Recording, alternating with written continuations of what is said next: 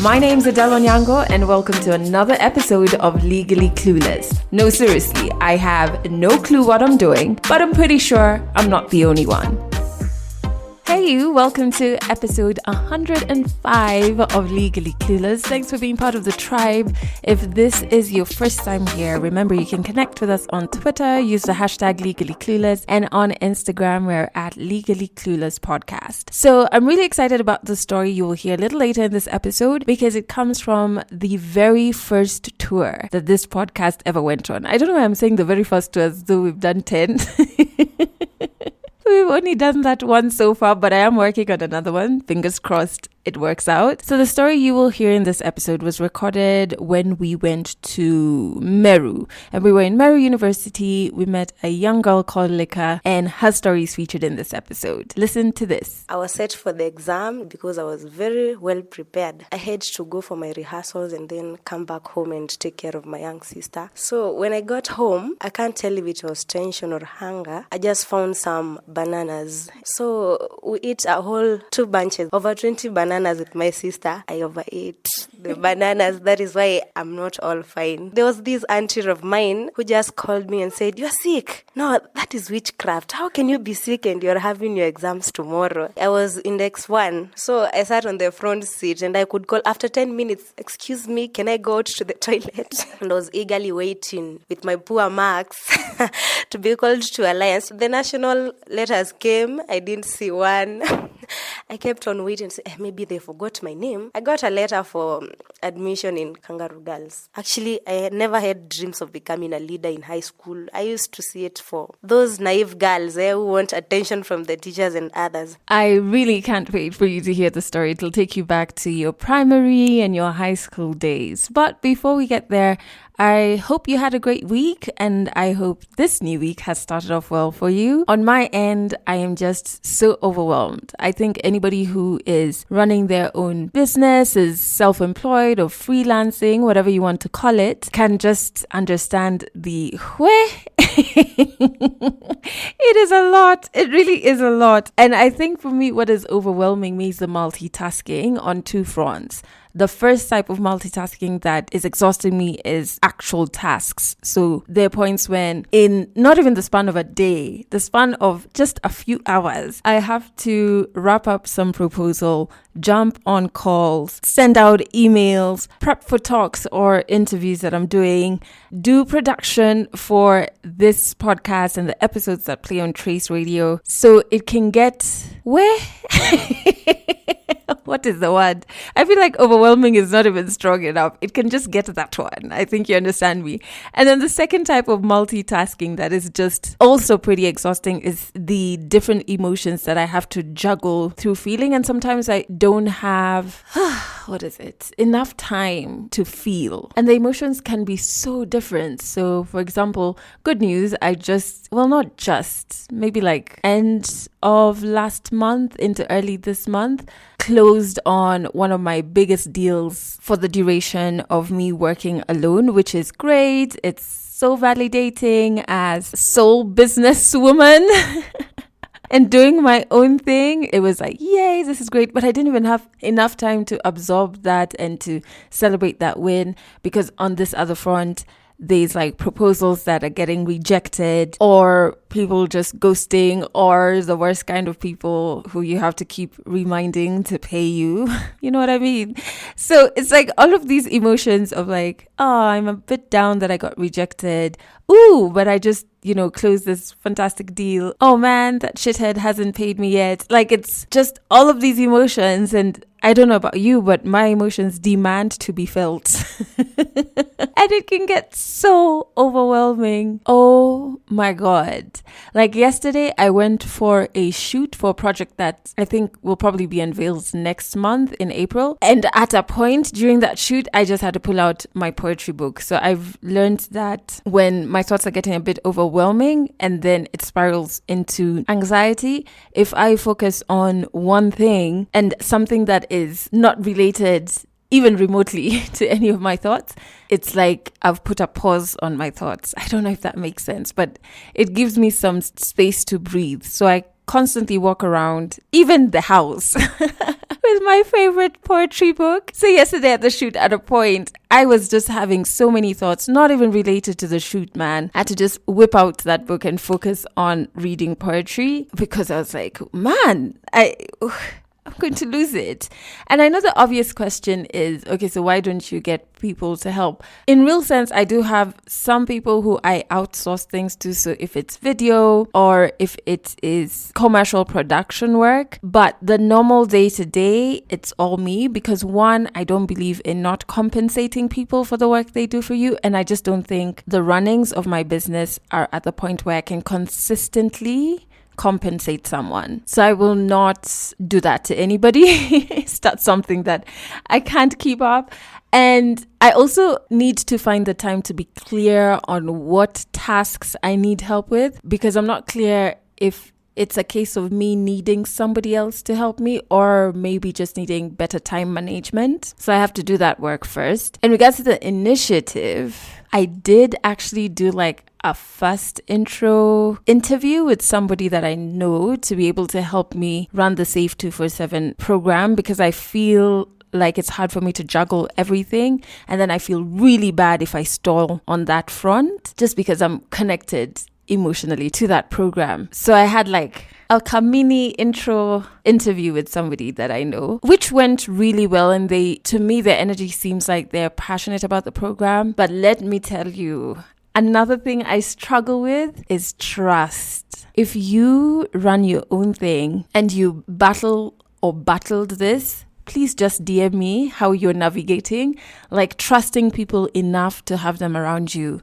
I think my former management probably did a number on me, because trusting people to get the work done, to have your best interests at heart is where, for me, I don't know. In a professional setting, that is, like business setting, I don't know. I don't know when I'll ever get back to that point. So I would appreciate all the tips you have used to get to that point. Just send them my way on social media or in the comments of this episode. Like that, I genuinely need a lot of help with, because inevitably you have to work with people and you have to trust that you've made the right judgment in hiring or working with a particular person, and then not take it personally if they disappoint you gravely. I don't know how not to take it personally. Because, this is my thing. This is my baby. These are things that I've created.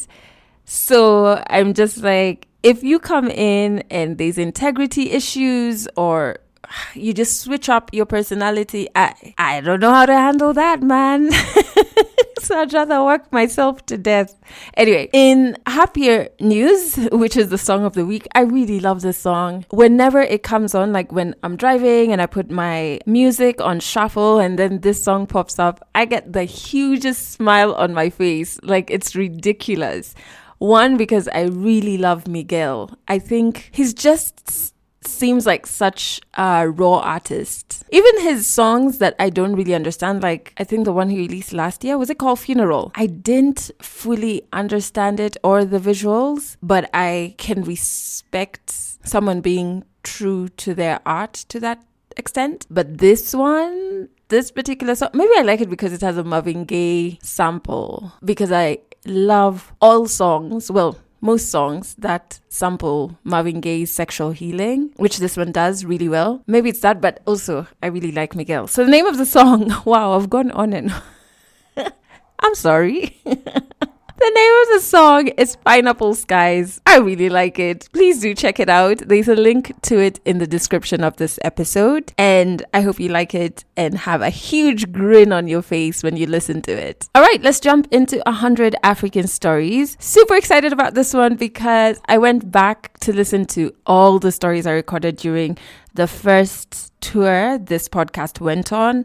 We went on a university tour. One of the universities we went to was Meru Uni, which, for those who are not aware, is about I think it took us like 5 hours? No, I've lied. 3 to 4 hours. Yeah, 3 to 4 hours away from Nairobi. And we went to Meru University, pitched podcast tent there, and just recorded stories the entire day and then came back to Nairobi. And man, it was so wonderful. It was so affirming. Like, it made me know a bit more, or not know, like validate why I started this podcast, why I started recording African stories, because I'm Kenyan, but I learned a lot more about the various experiences we have as Kenyans while recording stories at the various universities, especially Meru Uni. I have to go back there. So the storyteller's name is Lika, and I really like the story. She actually will tell you what 2 bundles of bananas and school exams have in common.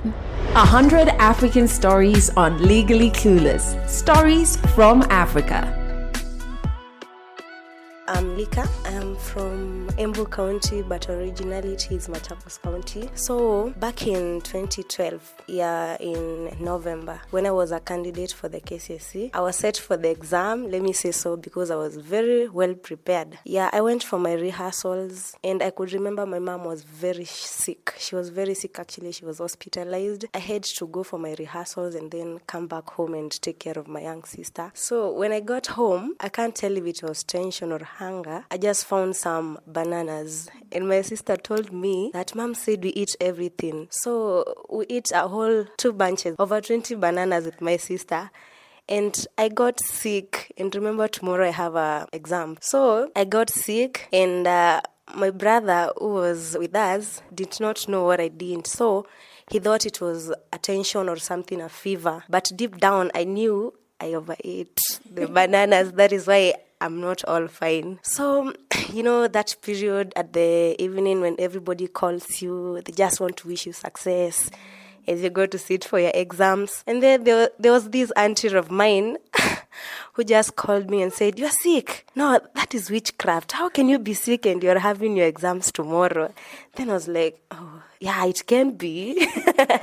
I didn't want to disclose the cause of my sickness because I knew it will cause a very thorough beating if everybody knew what I had done. So I just humbled. I never revised for that paper because it's mathematics.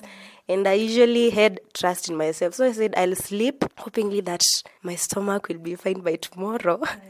And I will sit for my exams in peace. So in the morning, I just woke up and it was all the same. How I slept, I was just rushing to the toilet again and again. I wanted to cancel the exams. But another thing came to me. I can't read for 8 years just to cancel my exams because of a stomach ache. So when I went to the exams room, the invigilators, I was index 1 that time. So I sat on the front seat and I could call after 10 minutes, "Excuse me, can I go out to the toilet?" And they started suspecting me, and I was about to be stopped to do my exam. When the truth came out, I had to tell them what is happening. I'm not fine. I did this and this and this. I did my paper in almost 4 hours because after every 10 minutes I was rushing out. After every 10 minutes I'm rushing out. And by the period I was done with my paper, my stomach was doing fine. So I didn't give up. So I said, at least if I had cancelled my exam, that means I could not have done it. So I went home, prepared for my next paper, but never disclosed to anybody what was happening. What I had done. So I kept it as my secret until my younger sister told them that yesterday she overate bananas, and that is the reason. I was totally beaten thoroughly until I escaped from home.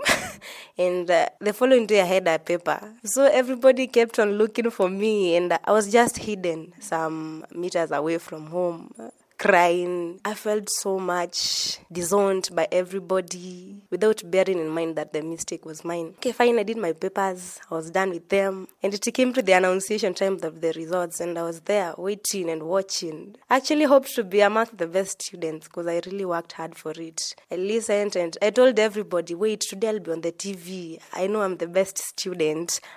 And they all came there.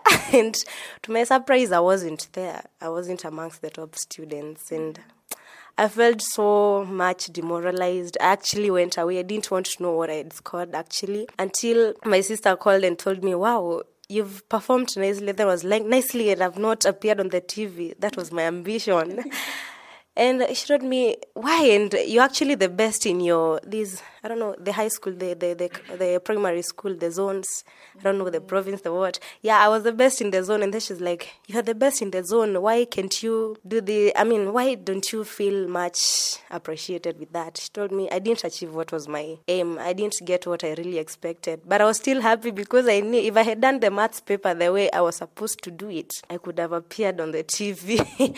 But no, I didn't want everybody to know the cause of my failure, so I kept it for myself.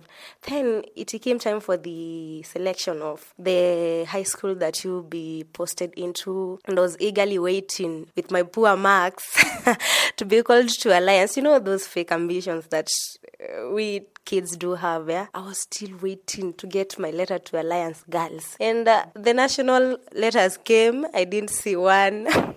I kept on waiting. Maybe they forgot my name. Let me wait. They can come with the extra county schools. I just waited, and I got a letter for admission in Kangaroo Girls on the highway, Meru Highway. And I was just so much disappointed. I mean, none of my dreams I didn't appear on the TV. Yeah, I didn't get a letter to Alliance, only to get a letter to an extra county school. But all I had was just to appreciate. On the reporting week, that was somewhere around Feb 2013. You remember there was the cancellation of the presidential results, election results, and we had to repeat the election again. You know, my dad's job being based on the construction, they had to close their job. You know, during that election period, it's not peaceful. The clients do have some problems. So my dad, they terminated a contract that they had for the construction. So he had to come home, and I have only 2 weeks to report to my school, and everybody is there. He just said it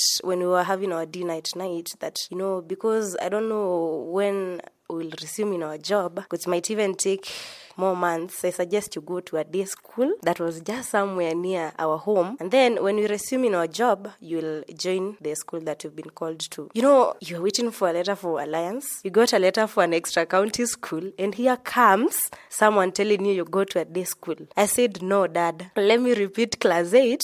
And then when you get money, or if you get money in the course of my studying, let me get out of school and join the secondary school. But let me say it was just kiddish and stubbornness. Some miracle happened and he got some money. I went to school, but I was still disturbed. You know, that time when you get to a class, watu ni kama si wa ligi yako. You know, it's like, hey, you see, no, I didn't really expect to study with these kind of people. I expected some higher place to be in. And so I went to school, due to those issues, I went to school like 2 days later. And I got to the class the stream that I was posted in, and I found the classroom was full and everybody was silent, quiet, reading their atlases and I don't know, those kind of books from once read. And I just stomped into the class and everybody laughed. You know, you're late, the class is full and everybody's just laughing. I was like, what is not happening? I think I'm fine. So, with my little confidence, I just went and sat at the back because there was an empty seat there with no locker. So I just sat and people were still laughing. I didn't know that it was my skirt which was not fitting well, you know. I was very tiny, actually half me now. And one of the girls told me, can't you see your skirt is falling down? And I don't know how I felt, but I just walked out of the class and went somewhere. We used to call it a sitting bay. I just sat. I started crying, and you know the Form 4s, Form 4s, Form 3s, the upper classes usually come to see how first years are behaving. So I was there, and one of them came and asked me, why are you crying? You know, I had not really been used to sharing my things with people, so I just looked at her badly, very badly in fact, with an eye that it's like, get out of here, girl, I don't want you closer. And she just went. Then, you know, this guides you're given at high school. I was given a very stubborn girl like me. So she came and asked me, why are you crying? You should be in class seated and what. I tell her, get out of here. I know what I am doing. So at that time is when the class teacher passed by and told me to go back to class and stop behaving like I've never been to such a place. You know, deep down, you know what you are going through. The whole class is laughing at you. You don't want to go back to the same place. So when I went back, I found our biology teacher back then in Form 1. she had come to issue the textbooks before the teaching had started. And I went back to my usual sitting place, the back place, and in front of me there was a very tall girl. And so I started dozing off. And so she ordered me to get out of her class and sleep there at the veranda. Everybody, it's lunchtime, everybody is going out to take their meals, and you're there, you are sleeping, you are a first year, you're actually 1 day old in the school, you know no one. I mean, at first, I excused myself and told her it wasn't me, you have to be bold, eh? But she told me, get out, I have seen you sleeping in my class, and you just came the other day. I just went and slept there with my oversized skirt. And as the others passed by, it was almost getting off, and they used to see my innerwears, and they were like, hey, can you first year form 1 akona shida gani? You see, and they laugh. You can't understand, but I felt so much intimidated. After the lesson class of the biology, the teacher took me to the principal's office, and I was summoned to take a whole week of sleeping at the veranda. Well, everybody, a whole day from morning class from 8 to 5, I sleep there, everybody passes by, I can't attend my classes. And also she gave me a punishment. Every time I come to my class, get out. So when I saw at the timetable it's biology class, I used to get out before she found me there. And that is how I developed bad attitude towards my secondary life. I forgot I had the ambitions to join Alliance. I forgot the hand ambitions to do this and this. And deep down, I wanted to be a neurosurgeon. My biology teacher used to come in, I go out. I don't know, it's fortunately or unfortunately, our maths teacher was transferred. And the biology teacher was to take us through the maths lesson. So she had 2 classes. And every time she came in, I was to go out. So when she came in for maths class, she found me in, just pretended that I hadn't seen her. Akaniambia, young girl, I told you when I come to the class, just get out of the class. With all your humility, you're a Form 1, you don't know what to do. I just got out of the class and never minded what, you have to stay away from those quarrels with the administration when you're new in the school. So it reached a point I saw, even if I have to stay like this, those are 2 subjects, that is mathematics and biology, and they are key subjects. So for me to be able to attend these classes, I have to confront the teacher. So I had to go for a whole 1 week rehearsal of how I would go to that teacher and apologize for something that deep down I knew is sleeping a big issue. So I just went to her and she was like, I have been waiting for this for a whole 2 weeks for you to come and apologize, but you looked too stubborn. I didn't know, the way first years, Form 1s, they look so innocent, so humble, and I had to change my attitude towards her. She actually became my mentor. Yes. And when I got to Form 2, she proposed to me that I vie for a compounds captain position. And she came and told everybody, I will campaign for Lika. She has been a very bad girl in the first days, but she came to apologize to me. And I really like how she changed her attitude towards me. And to my surprise, to her surprise, I actually became the best biology student that term. When we applied for the positions, I was about to be disqualified. You apply in our high school, you used to apply for the position, then you're shortlisted, then you campaign. Yes, you had to buy breads for people. It was tough politics. So I was about to be disqualified because, this time I slept, I went to the principal's office. I didn't know my name was written somewhere. I just thought I was so innocent. I have no disciplinary issues. In fact, I have never been called to the disciplinary. So I didn't know I had some marks somewhere that could make me be denied the position. So I was called and told, at this time, I don't know, this time you did this and this and this. I apologized. Why does it have to be with me at this time? So I went to her and told her, the thing that I did, I didn't know it was that much, and I am being disqualified for this seat. You know what she told me? She told me, don't worry, I am by your side. So the shortlisting was to be done the following day, and I waited anxiously to see my name missing. And to my surprise, I was there. I started my campaigns. She always came. She even funded me to buy those breads and and do the other thing, because she usually told me every time she came to our class, I can see ambitions in you. Yeah, but if you don't look into it, you can mess up in a very bad place. She usually told me that, and every morning I woke up, every time we had a biology class, I used to feel I'm a bit energized. Yeah, I need this madam around. After the class, I would go just say hi, tell her how I'm feeling. She really motivated me. Till date, I usually tell her, Madam, you changed my life. You made me whoever I am today. So I campaigned for my results. My opponent was a Hindi girl. Yeah, she was a Hindi girl, and I managed to beat her terribly. Actually, I got almost 3/4 of the votes, and I was shocked because people used to say lika, lika, lika, lika.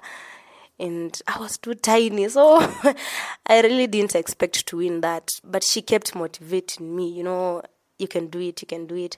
So after that, I just focused on the biology and mathematics. I didn't want to disappoint her. So every time I used to go to her office, ask her the questions and this and this. And then it was now time for the next elections. And she came to me and told me, how do you think if you go for the school captain? Or will it be a very great workload to you? And I said, at first I told her, please, the school captain is used for those, in our school we used to term it the CU people. I mean, the Christian students, if you're not part of them, if you weren't recognized to be a church person, you couldn't get the captain seat because people used to term it as the person who betrays students. You always say what is not supposed to be said. I mean, you are against them every time. And so I was like, I can't allow my reputation to be like that because I knew the kind of group I was dealing with, I could be in a bad place. So at first I rejected and told her I can't take that. Actually, my last year has been very tough in that student council. And she even called the CU patron to come and tell me that I changed my perception towards it, that it's not meant for this and this. But I didn't want to tell her the reason I was fearing it. I just told her I'm not ready. I'm almost to my final year. I don't want to disappoint you with your biology and mathematics. And the CU patron convinced me somehow that I applied. But now, one day to the release of the shortlisting, I wrote a cancellation letter of my application. And it was all talks everywhere because nobody wasn't applied for the school captain post. And I was the only one. So I felt it will be a very tough load if I go unopposed. So I went and declined the position before they shortlisted them. And now I had to be called back to the principal's office and be told, I have to take it. If I don't take it, Harmonic consequences will have to apply. Then I talked to her and she told me, don't worry. Everybody who sees a potential in you, it means you can do it. You know how people lie to you. I don't know if it's a lie or it's a true one. I mean, if people see potential in you, you can do it. I took almost from, let's say, around 10 hours to reply back because the election had to be done after 2 days. 2 days after the shortlisting. And I ended up accepting the position, which went unopposed.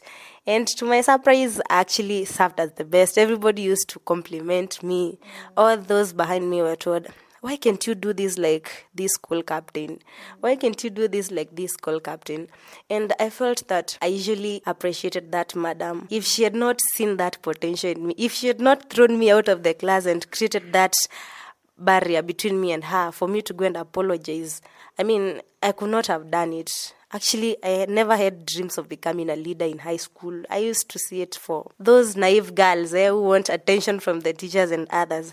So, yeah, I do talk to her to date. Whenever I have any problem, I actually consult her every day, every time, because she doesn't lack anything to tell me. If I feel much demoralized, I just tell her, you know what, madam, I want to do this, but I think it won't work out. She tells me, no, I have not known you like that. I've known you like a tough girl. I've known you like a person with ambitions and a person who can do it. So try it out. If it fails, try it out. Catch more African stories in the next episode of Legally Clueless. I really loved that story. I'd forgotten that I'd even recorded it. I'd forgotten how I laughed throughout the recording, well, at the early stages of the recording around the banana situation. And then I also was thinking about how many school systems don't meet the various students, the various kids where they are, because it's really sad that somebody is sick and they feel too scared to share that with either their parents or their teachers. But, we've criticized our education system a lot. I really hope it changes. It also reminded me the story of my first day in high school. So I went to high school in Botswana, a school called Westwood International School. I was, I think, 2 weeks late for school. And when I first walked into the class, I could see the segregation. It was so wild, especially for me coming from Kenya, because the black girls were on one side and the black boys were on one side, and there was Indians by themselves, Chinese by themselves, white people by themselves. It was very strange. So when you walk into that setting, I think I was 12, 13, you just know where you must go and sit. You don't try to ruffle anything. You sit with the people who look like you. But I remember thinking, this is weird, strange, very, very strange. And then I remember there was also bullying that happened. My best friend in high school, her name was Nono Lesang. We still are actually friends. We just spoke, I think, last week.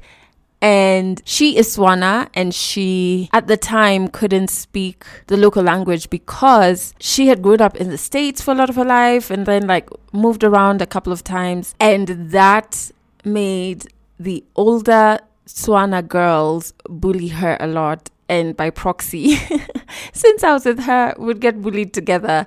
And they would say things like, we think we're better than them. And I remember this one time they bullied us so badly, but one other fellow student, a guy called Timothy, and he also used to get bullied a lot because he was darker skinned than most of the people. He came to our aid. It was just so hectic. Looking back, I'm like, that was so strange. And then guess what? Early this year I want to say probably the end of January, one of the girls who used to bully us so badly, her name was Komotsu. She sent me a friend request on my private Facebook page. I don't even know how she found it, but she sent me a friend request. I was like, the audacity is being given out for free, clearly.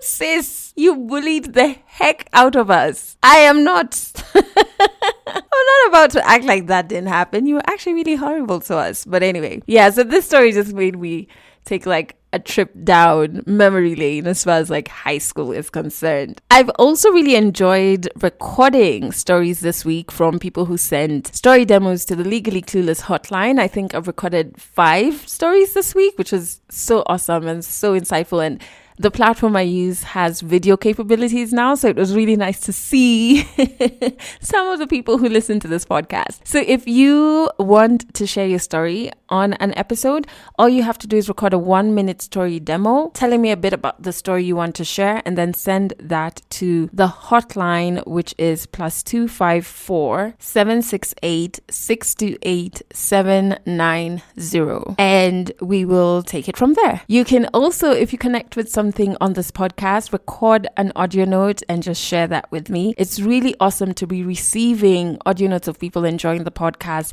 from, of course, right here in Kenya, from Limpopo, South Africa, from Rwanda, Uganda, and I even got some from Tanzania. My name is Adele also. People call me Ade.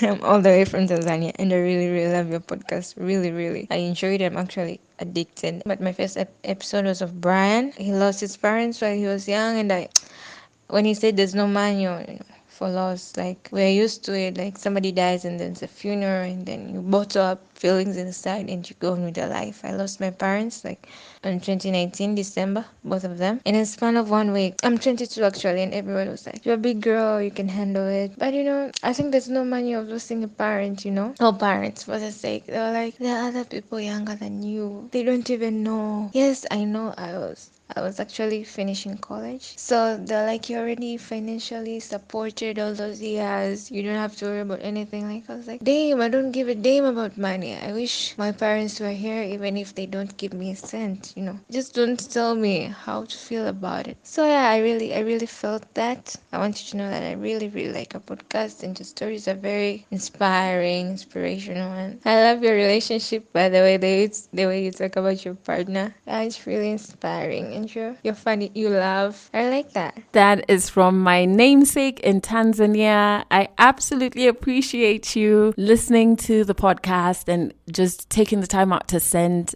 an audio note to the hotline. I was on such a high when I got this particular audio note. Thank you so much. Do remember, if this is your first time listening to this podcast, new episodes go out every single Monday, and you can catch this podcast on Trace Radio if you're in Kenya. You can tune in every Monday, Wednesday, and Friday at 12 noon and at 7 p.m. Although on Friday it's only at 12 noon. And so if you're in Kenya, in Nairobi, you can catch Trace Radio on 95.3 FM, in Nakuru 91.8 FM, in Kisumu 99.1 FM, Eldoret 90.9 FM, and in Mombasa 92.0 FM. And ending on another high, you know how was it the last episode or 2 episodes ago, I told you one of the noisy kids in my estate has moved out? Guess what, guys? The one remaining noisy kid is also moving out. Okay, wow, I sound very evil, but I mean, kids are cute and awesome, but they make it very hard for me to do any sort of recording. So I met this particular kid's mom, and she was like, oh, unfortunately, we're moving out. I was like, oh, shucks. Okay, you know what? Let me just end this episode here because I'm sounding like I'm an evil person, even though I'm not. It's just that sometimes they would make it very hard for me to do any sort of production. So whilst I wish them well, I'm like, pukes. I can produce in peace. That's it for this episode of Legally Clueless. You can share this podcast with your friends. You can keep it for yourself. I'm not judging. Just make sure you're here next week for the next episode.